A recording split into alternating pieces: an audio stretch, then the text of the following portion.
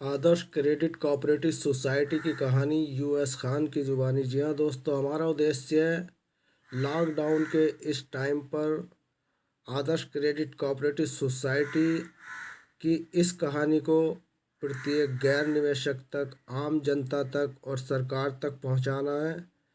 तो दोस्तों, आज हम आपको बताएंगे कि आदर्श क्रेडिट कोऑपरेटिव सोसाइटी की शाखा कहाँ पर खुली, किस तरीके से इस पूरी सीएससी का काम चालू हुआ। तो दोस्तों, आदर्श आदर्श कोऑपरेटिव सोसाइटी एसीसीएस की पहली शाखा 1999 में सिरोही में खुली थी। पिछले 20 साल में यह संस्था वित्तीय लेन देन में लगी हुई है।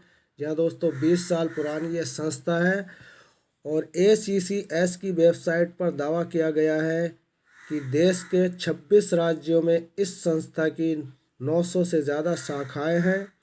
20 लाख से ज़्यादा लोगों ने एसीसीएस की अलग अलग स्कीमों में निवेश कर रखा है। अब हालात यह है कि एसीसीएस इसमें एक भी निवेशक का पैसा लौटाने में सक्षम नहीं है।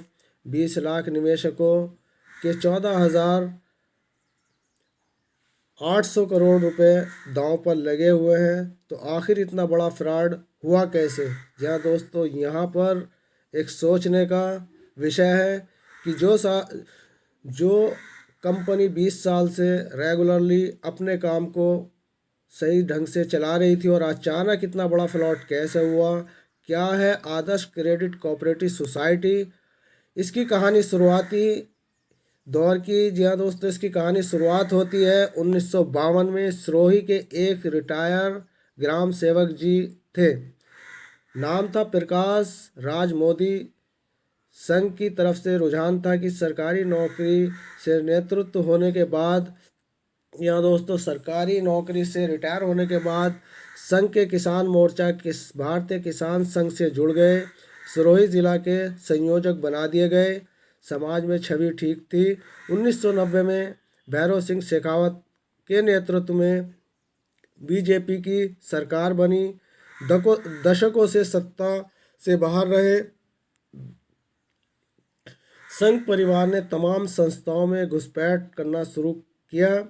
1992 में सिरोही अर्बन कमर्शियल बैंक के चुनाव हुए। उस समय बैंक की प्रबंधन समिति में 9 सदस्यों का चुनाव होता था। ये सदस्य मिलकर इस बैंक के चेयरमैन का चुनाव करते थे। प्रकाश राज मोदी पहले बैंक की प्रबंधक समिति के सदस्य चुने गए। इस चुनाव में कुल 9 में से 7 सदस्य ऐसे थे जिनका रुझान संघ या बीजेपी की तरफ था।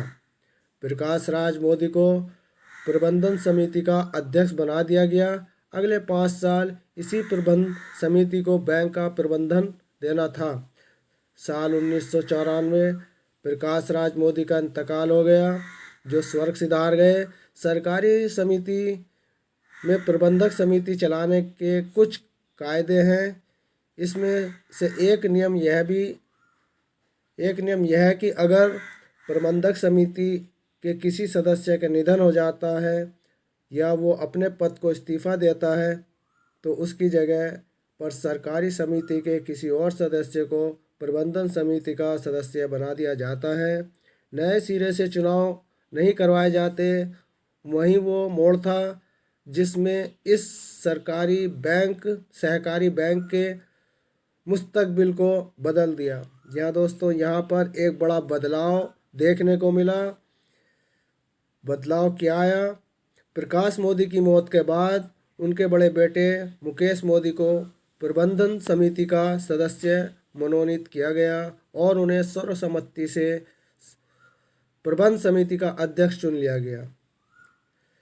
प्रबंध समिति का अध्यक्ष बनते ही मुकेश ने सबसे पहले बैंक का नाम बदलने की कवायद शुरू की। रिजर्व बैंक को अर्जी देकर दी सिरोही अर्बन कमर्शियल बैंक का नाम बदलकर माधव नागरिक सहकारी बैंक रख दिया गया। यह नाम आरएसएस के दूसरे सरसंघ चालक माधव सदाशिव गोलवकर के नाम पर रखा गया था। मुकेश के इस एक कदम ने उन्हें आरएसएस के स्थानीय नेतृत्व की आंख का तारा बना दिया। यह बहुत सोचा समझा कदम था। मुकेश खुद के लिए ज़रूरी राजनीतिक संरक्षण हासिल करने में कामयाब रहे। इसी राजनीतिक संरक्षण के कदम पर उन्होंने अपने भाई वीरेंद्र मोदी को सिरोही नगर पालिका का अध्यक्ष भी बना दिया। साल 1999 में मुकेश माधव नागरिक सहकारिता बैंक की प्रबंध समिति में हट चुके थे। जी हाँ दोस्तों, साल 1999 में मुकेश माधव नागरिक सहकारिता बैंक की प्रबंधक समिति से हट चुके थे। उन्होंने अपनी जगह अपने भाई वीरेंद्र मोदी को प्रबंधन समिति का अध्यक्ष बना दिया। 1999 में मुकेश ने क्रेडिट कोऑपरेटिव सोसाइटी खोली, नाम रखा आदर्श क्रेडिट कोऑपरेटिव सोसाइटी। जी हाँ दोस्तों, 1999 में यहाँ पर आदर्श क्रेडिट कोऑपरेटिव का जन्म हुआ। यह सोसाइटी मुख्य रूप से लोन देने का काम करती थी, लेकिन लोन देने के लिए इसके पास पैसा कहाँ से आता। दरअसल यह सहकारी समिति अपने सदस्य बनाती थी। ये सदस्य समिति के शेयर होल्डर होते थे। ये समिति में अपना कुछ पैसा निवेश करते। सोसाइटी इस पैसे को सूद पर देती। सूद के तौर पर जो मुनाफा आता है वो सोसाइटी के शेयर होल्डर में बांट दिया जाता है। 1999 में सूबे की सत्ता बदल चुकी थी, लेकिन मुकेश मोदी का जलवा जैसे का तैसा कायम था। अशोक गहलोत के नेतृत्व में सूबे में कांग्रेस की सरकार चल रही थी और प्रसादी लाल मीणा सहकारिता मंत्री थे। मुकेश मोदी ने माधव नागरिक बैंक को सहकारिता विभाग से अमुक्त करवा लिया। माने 1999 के बाद माधव नागरिक बैंक में सहकारिता विभाग का कोई सीधा हस्तक्षेप नहीं रहा। साल 2002 में केंद्र सरकार ने एक से ज़्यादा राज्यों में चल रहे सहकारी बैंकों के लिए बड़े कानून में बदलाव किया। इसे नाम दिया गया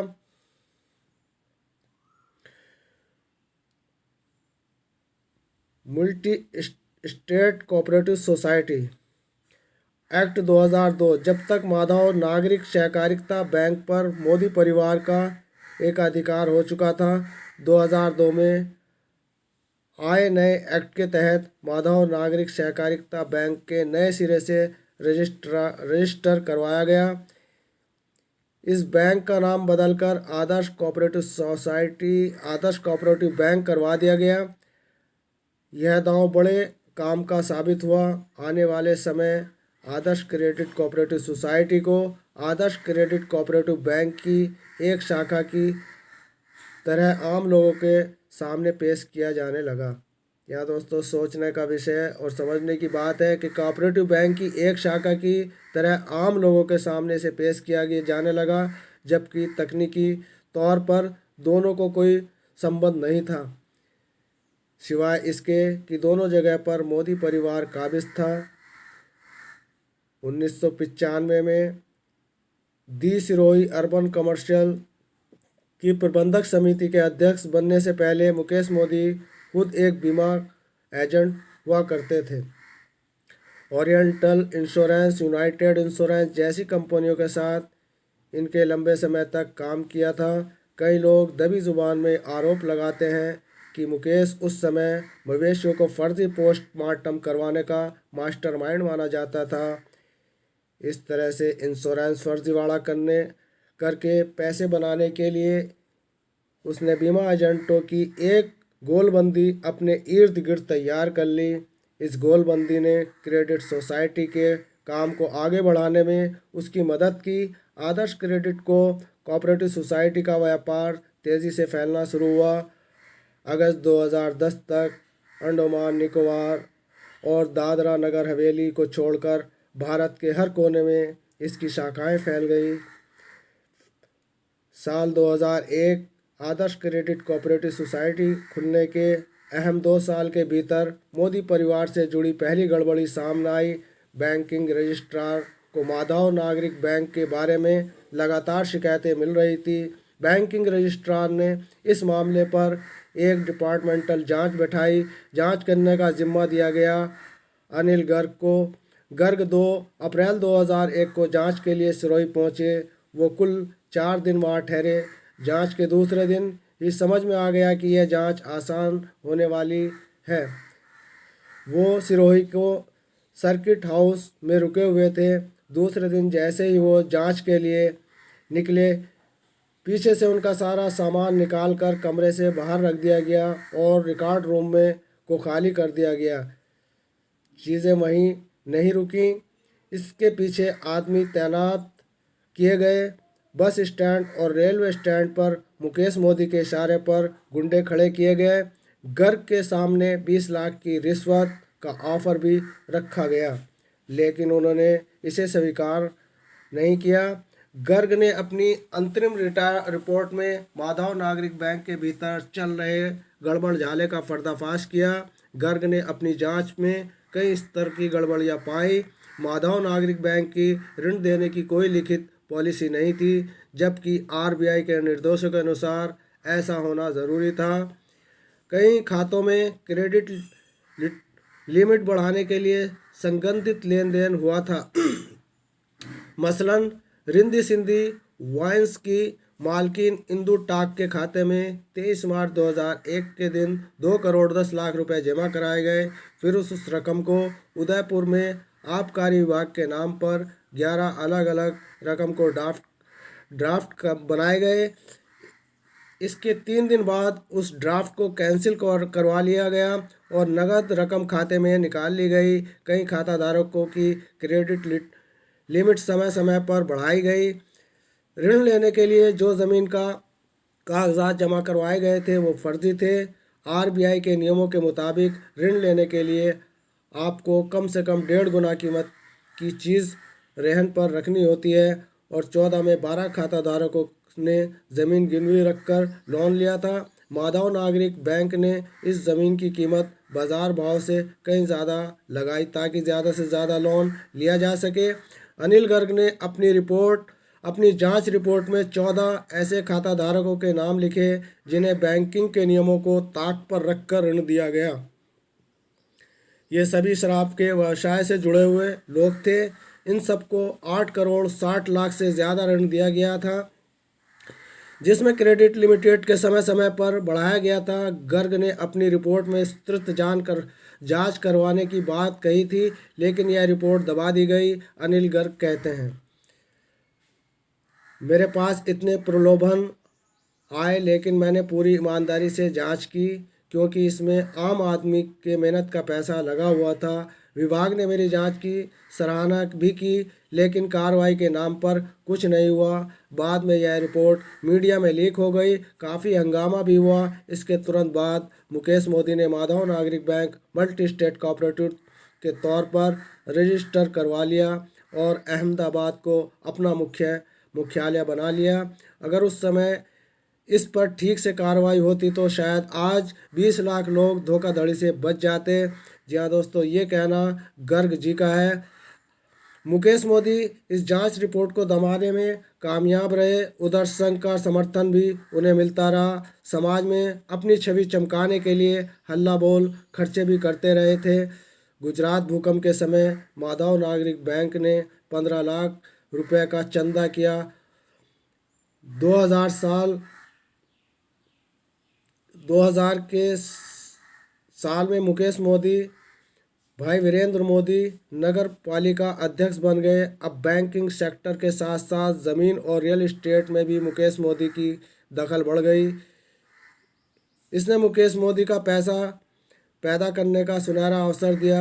ज़मीनों पर अवैध तरीके से कब्जे और फिर उन ज़मीनों पर लोन उठाकर उन्होंने इस दौर में काफ़ी पैसा बनाया। मुकेश को यहाँ सत्ता में रहने के फ़ायदे समझ में आने लगे। 2004 में लोकसभा चुनाव में बीजेपी का टिकट लेने के लिए उसने पूरा जोर लगा दिया। उस पर मुकेश मोदी के करीब रहे एक आदमी ने नाम न बताने की शर्त में कहा कि मुकेश मोदी ने संघ के साथ अपने रिश्तों का फ़ायदा लेते हुए बीजेपी में अपनी स्थिति मजबूत कर ली। 2004 के चुनाव में वीरेंद्र मोदी को टिकट लगभग तय हो चुकी थी, लेकिन अभी के मौजूदा सांसद देवजी पटेल ने माधव नागरिक बैंक में चल रही वित्तीय गड़बड़ी के बारे में शीर्ष नेतृत्व को सारी जानकारी दे दी। इसके चलते वीरेंद्र मोदी का टिकट कट गया और मुकेश मोदी हाथ मलते रह गए। अंधा बाटे रेवड़ी फिर अपने को दे। एक तरफ मुकेश मोदी राजनीति में अपना हाथ आजमा रहे थे और दूसरी तरफ ACCS का कारोबार लगातार बढ़ रहा था। आदर्श कोऑपरेटिव बैंक पर भी इस परिवार का एक अधिकार बना हुआ था। 2009 में आदर्श क्रेडिट कोऑपरेटिव बैंक ने गुजरात के घाटे में चल रहे थे 2 सहकारी बैंकों का अधिग्रहण कर लिया। पहला था डीसा नागरिक सहकारी बैंक और दूसरा था सुरेंद्र नगर में मर्कटाइल्ड सहकारी बैंक। इसमें आदर्श क्रेडिट कोऑपरेटिव सोसाइटी को गुजरात में अपना कारोबार मजबूती से करने का मौका मिला। ACCS के पर्याप्त विस्तार के बाद शेल कंपनी या फर्जी कंपनी बनाने का खेल शुरू हुआ। गुड़गांव में एक पता है, shop number G1 1106G, Sushant shopping arcade building, Sushant लोक फेस 1, गुरुग्राम हरियाणा 1,22,002। इस जगह पर मुकेश मोदी, उनके परिवार के सदस्य और सहयोगियों के नाम पर कुल 33 कंपनियां रजिस्टर हैं, जबकि यह महज 12 और 15 की एक छोटी सी दुकान है। यानी कि 12 बाई 15 की एक छोटी सी दुकान है। जब पुलिस ने इस पते पर छापा मारा तो उसकी मुलाकात बंगाल में रहने वाले 21 साल के नौजवान मोतीउल मलिक से हुई। मोतीउल ने अपने बयान में बताया कि उसका काम सुबह 10 से 6 बजे के बीच दुकान पर बैठना है। वो इस पते पर आने वाली सारी डाक इकट्ठा करके गुरुग्राम स्थित दूसरे दफ्तर पहुंचा देता है। इस दुकान के मालिक के बारे में तफ्तीश करने पर पता लगा कि दुकान की मालकिन प्रियंका मोदी है, जो कि मुकेश मोदी की बेटी है। मल्टी स्टेट कोऑपरेटिव सोसाइटी की धारा 25 कहती है कि कोई भी सहकारी समिति सिर्फ और सिर्फ अपने सदस्य को लोन दे सकती है, किसी भी संस्था को ऋण नहीं दे सकती। इस नियम को ताक पर रखते हुए 187 फर्जी कंपनियों को कुल 21,414 करोड़ रुपए का लोन दिया गया। कहानी यहीं ख़त्म नहीं हो जाती। ACCS अपने इन्वेस्टमेंट एडवाइज़र को कुल इन्वेस्टमेंट का 20% हिस्सा कमीशन में देती है। बाज़ार में मौजूद दूसरे लोन देने वाली संस्थाएं कई गुना हैं, कई ज़्यादा हैं। ACCS की बैलेंस शीट दिखाती है कि पिछले 3 साल में सबसे ज़्यादा कमीशन महावीर कंसल्टेंसी नाम के एक फर्म को गया, जिसका ब्यौरा कुछ इस तरह से है। दोस्तों, ये कहानी हम यहीं पर क्रमशः में छोड़ते हैं और जो आगे की कहानी है हम आपको अगले भाग में सुनाएंगे, क्योंकि दोस्तों यहाँ पर ये कहानी कुछ ज़्यादा लंबी हो जाती है।